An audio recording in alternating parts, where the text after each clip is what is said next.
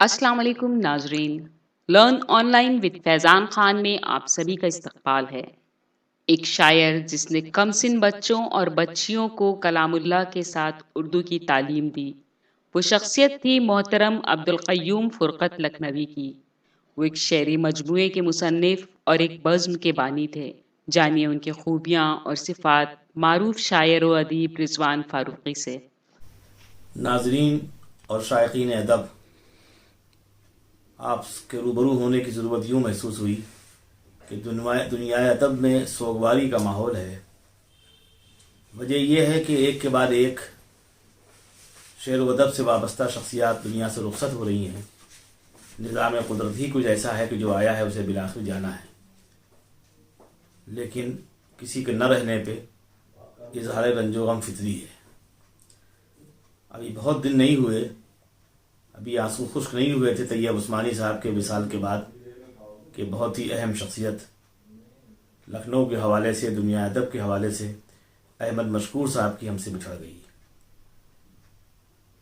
اور مزید غمناک خبر یہ آئی کہ اسی روز یعنی 14 فروری کو دن میں 1:30 بجے فاطمی مسجد کے سامنے قبرستان میں خرم نگر میں جناب احمد مشکور صاحب کو سپرد خاک کیا گیا۔ اور اسی روز بعد عشاء لکھنؤ کی بہت ہی اہم شخصیت جن کی عمر تقریباً 85 برس تھی، جناب عبدالقیوم فرقت صاحب، مولوی گنج میں وہ رہتے تھے رسی پٹان میں، ان کو دفن کیا گیا عیش باغ کے ان کے آبائی قبرستان میں۔ جو پیدا ہوا اسے بالآخر ختم ہونا ہے۔ موت کا صرف ایک مقصد ہے، بس بہانے ہزار ہوتے ہیں۔ یا کسی نے کہا کہ جسم خاکی خاک میں مل جائے گا، روح اس میں 4 دن مہمان ہے۔ یا استاد شاعر اقبال میسر رائے بیلوی نے کہا کہ بدن میں روح کے رہنے کی ایک مدت معین ہے، بدن میں روح کے رہنے کی ایک مدت معین ہے، ہوا کا خاک سے ورنہ کوئی رشتہ نہیں ہوتا۔ کہنے والوں نے سینکڑوں شعر کہے اور اس حقیقت کو بیان کیا کہ موت و زندگی لازم و ملزم۔ لیکن تشن عالمی صاحب نے بہت اچھا شعر کہا کہ زندگی جب سمجھ میں آنے لگی، موت دروازہ کھٹکھٹانے لگی۔ آدمی چاہتا ہے کہ زندگی کے آخری ایام تک کچھ نہ کچھ کرے، بلکہ بعد میں بہت کچھ کرنا چاہتا ہے اور قدرت اسے موقع نہیں دیتی۔ اس لیے آدمی کو چاہیے کہ ہر لمحہ جاگتا رہے، کچھ کرتا رہے۔ اور یہ نہیں دیکھا جاتا بعد انسان کے نہ رہنے پہ کہ آپ کو کتنا وقت ملا، کن حالات میں زندگی گزاری، بلکہ یہ دیکھا جاتا ہے کہ آپ کیا کر گئے اور کتنا قابل ذکر ہے۔ دنیا میں نہ رہنے والے جناب عبدالقیوم فرقت صاحب، ان کی اطلاع جب میں خرم نگر میں تھا احمد مشکور صاحب کے تدفین کے بعد ان کے گھر پہ فون آتا ہے قاری محمد عثمان صاحب کا، جو مدرسہ مظہر الاسلام میں مدرس ہیں قلعت کے اور بہت اچھے قاری ہیں۔ انہوں نے خبر دی کہ آج افسوسناک خبر یہ ہے کہ عبدالقیوم فرقت صاحب نہیں رہے۔ عبدالقیوم فرقت صاحب سے 3 دہائیوں سے قبل کا تقریباً تعلق تھا۔ سن 88 میں ان سے ملاقات ہوئی لکھنؤ یونیورسٹی میں، اور اس کے بعد سے وہ تعلق برقرار رہا۔ ملاقات سال میں 1 ہو یا 20 ہوں، لیکن وہ تعلق میں کبھی کمی نہیں آئی۔ انہوں نے بزم گلستان سخن قائم کی، اور بزم گلستان سخن کے ذریعے وہ کبھی مہینے میں، کبھی 3 مہینے میں، کبھی 1 سال پہ نشست کرتے رہے۔ اور کوشش یہ ہوتی تھی کہ معیار برقرار رہے، یعنی روایتی نشست نہ ہو بلکہ نشست کچھ ایسی ہو کہ جو بعد میں تاریخ ساز کہی جا سکے۔ اس کوشش میں ان کے یہاں شایان خدوائی بھی آئے، الحاج عمر انصاری بھی آئے، مقصود حسین فضل النظامی بھی آئے، استاد محترم اقبال میسر رائے بیلوی بھی تشریف لائے، قبلہ تسنیم فاروقی اور نسیم اختر صدیقی صاحبان بھی تشریف لائے، اور دیگر اکابرین ادب بھی۔ ان کا تعلق بھی بڑے لوگوں سے تھا۔ وہ چاہتے یہ تھے عبدالقیوم فرقت صاحب کے بڑے لوگوں سے ملا جائے، کچھ ایسا سمجھا جائے، ان سے اخذ کیا جائے جو کتابوں کے ذریعے ممکن نہیں ہے، اور اس میں وہ کامیاب بھی رہے۔ ان کے نہ رہنے پہ رنج و غم کو کم کرنے کے لیے، آنسو پوچھنے کے لیے یہی تدبیر سوجھی کہ جو کچھ مجھے یاد ہے، جو تاثرات ہیں، جو اللہ نے تھوڑی بہت اہلیت دی ہے، اسے سپرد قلم کر دیا جائے۔ 21ویں صدی ترقیات کی صدی ہے۔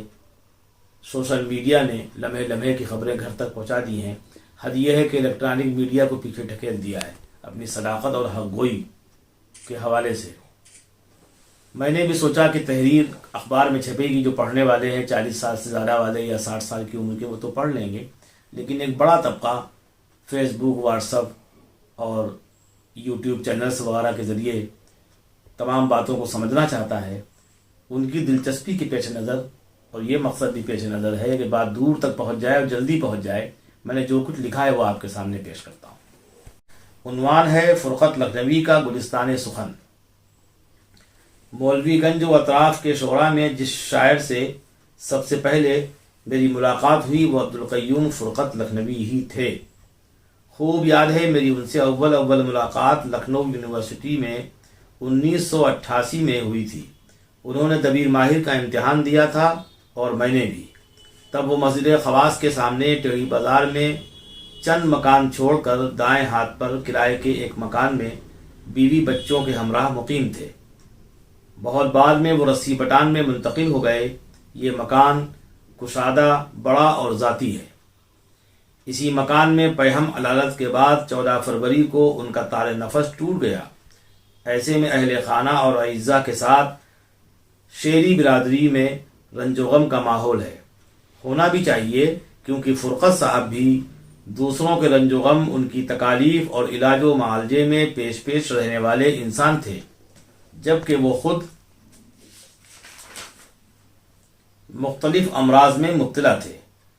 گھٹنوں کا درد، بینائی میں کمی، قلبی امراض، شوگر، اعصابی و جسمانی کمزوریوں کے باوجود وہ احباب و اعزاء سے ملتے، دریافت حال کرتے اور شعری و ادبی محافل میں شریک ہوتے۔ حسب استطاعت شعری محافل کا انعقاد فرماتے۔ قریب 10 برس قبل وہ اپنی صحت کو لے کر محتاط ہو گئے تھے، مگر شاعری کی بیاضوں کو سنبھال کر رکھے ہوئے تھے اور اس حد تک سنجیدہ ضرور تھے کہ چند برس قبل آرزو طیبہ کی اشاعت کے بعد غزلوں کا مجموعہ کمپوز کرا لیا تھا، جو کاتب منیر صاحب کے کمپیوٹر میں محفوظ ہے۔ افسوس کہ غزلوں کے اس مجموعے کی اشاعت کا انہیں وقت نہ مل سکا اور وقت موعود آ گیا۔ اعزاء و احباب نے انہیں ان کے آبائی قبرستان عیش باغ میں 14 فروری 2021 کو بعد عشاء سپرد خاک کر دیا۔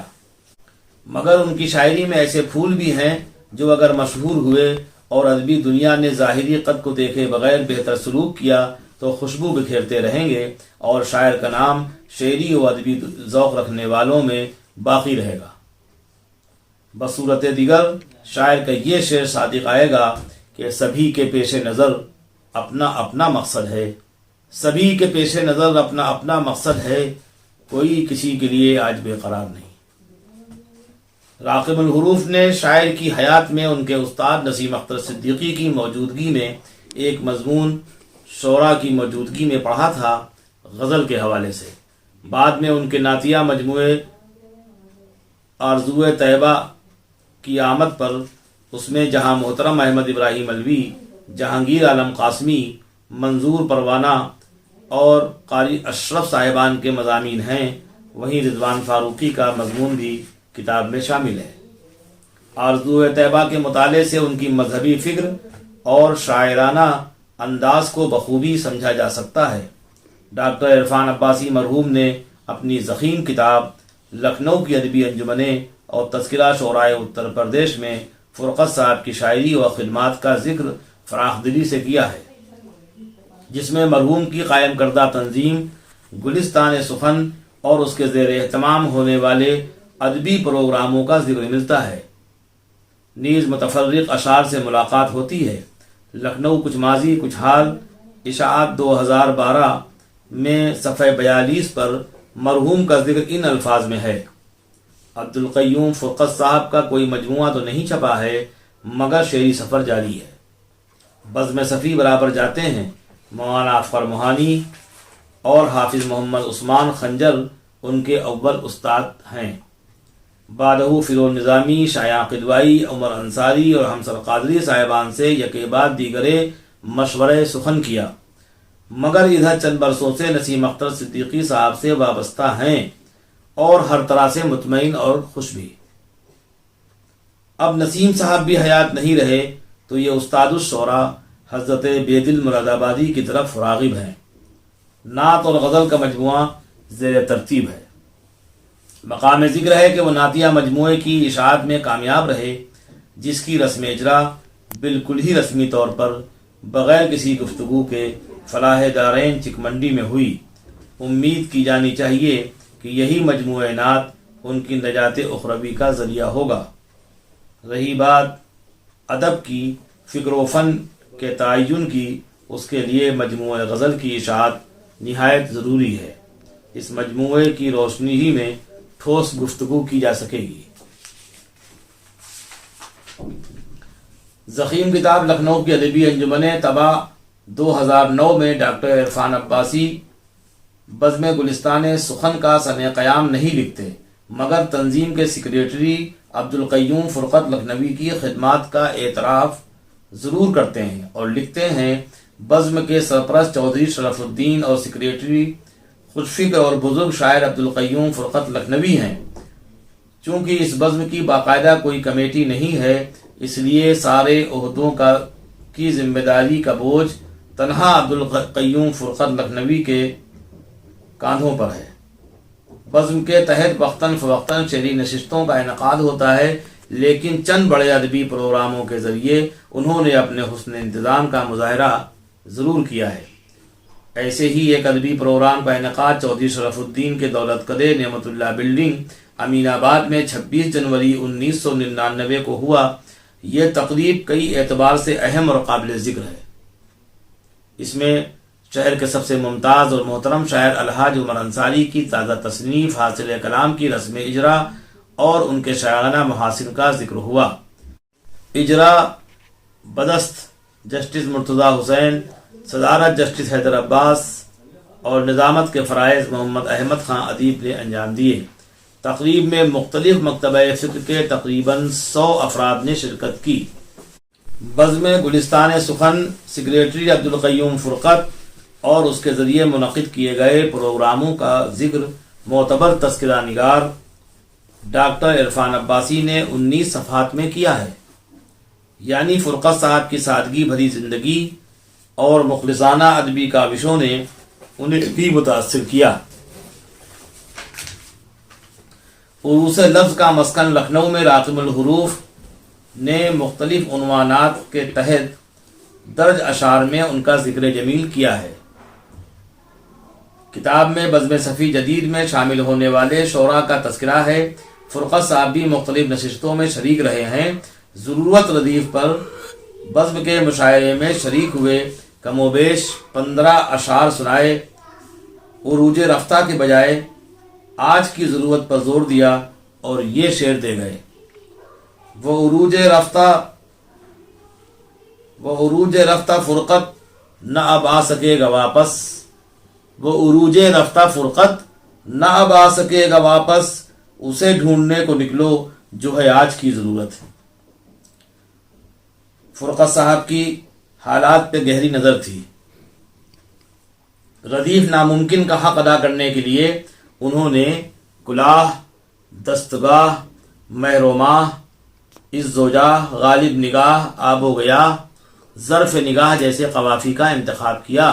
فرماتے ہیں عدالتوں کی بھی مجبوریاں ہیں کچھ ورنہ، عدالتوں کی بھی مجبوریاں ہیں کچھ ورنہ، بیان اپنا بدل دے گواہ ناممکن، شکست و ریز کا امکان تو یقینی ہے، مجھے وہ کر سکے بالکل تباہ ناممکن۔ شاعر کے جس شعر پہ خصوصی داد ملی وہ یوں ہے: ملے نصیب سے جس کو وہ جھولیاں بھر لے، ملے نصیب سے جس کو وہ جھولیاں بھر لے، پھر اس کے بعد ملے ماں کی چاہ ناممکن۔ سماعت فرمائیں کہ ملے نصیب سے جس کو وہ جھولیاں بھر لے، پھر اس کے بعد ملے ماں کی چاہ ناممکن۔ آسمان کی پستی و بلندی اور ہر سو کا سوایا ہے کہ آسمان کی پستی و بلندی اور ہر سو کا سوایا ہے کہ تصدیق کے طور پر شاعر کا مقطع ملاحظہ ہو۔ لاکھ اونچی اڑان ہے فرقت، پھر بھی ہے زیر آسماں بادل۔ شاعر کی اسی غزل میں ایک خوبصورت شعر ہاتھ آیا، اسے کیوں نہ درج کیا جائے۔ ملاحظہ فرمائیں: چاند سے محو گفتگو تھا میں، चांद से महवे गुफ्तगू था मैं, आया बेवजह दरमियां बादल। शायर ने गज़ल को गुलरुखा, मिजाजदां, शादमा, कशा कशा, रवां दवां, जाने जा, साहिबा और बागबां जैसे कवाफी से आरास्ता किया। शायर को अपना ये मतला खुद बहुत पसंद था, क्यों ना आप तक पहुँचाऊँ। समाअत फरमाए कि गुल रुखों के मिजाजदां बादल, गुल रुखों के मिजाजदां बादल, पेश करते हैं क्या समा बादल। अशार और भी पेश किए जा सकते हैं, मगर शायर का अकीदा था गज़ल का एक भी अच्छा सा शेर हो जाए, गज़ल का एक भी अच्छा सा शेर हो जाए, तमाम शहर में चर्चा ज़रूर होता है। इसी पे बात तमाम। उम्मीद है गज़ल के हवाले से शहर सुखन में उनका तज़किरा होता रहेगा और इस नामवरी से उनके अपने भी मसरूर व मुतमईन रहेंगे। खुदा हाफिज़, शुक्रिया। ये वीडियो पसंद आए तो लाइक शेयर सब्सक्राइब ना भूलें, साथ ही बेल आइकन जरूर दबाएं। अल्लाह हाफिज़।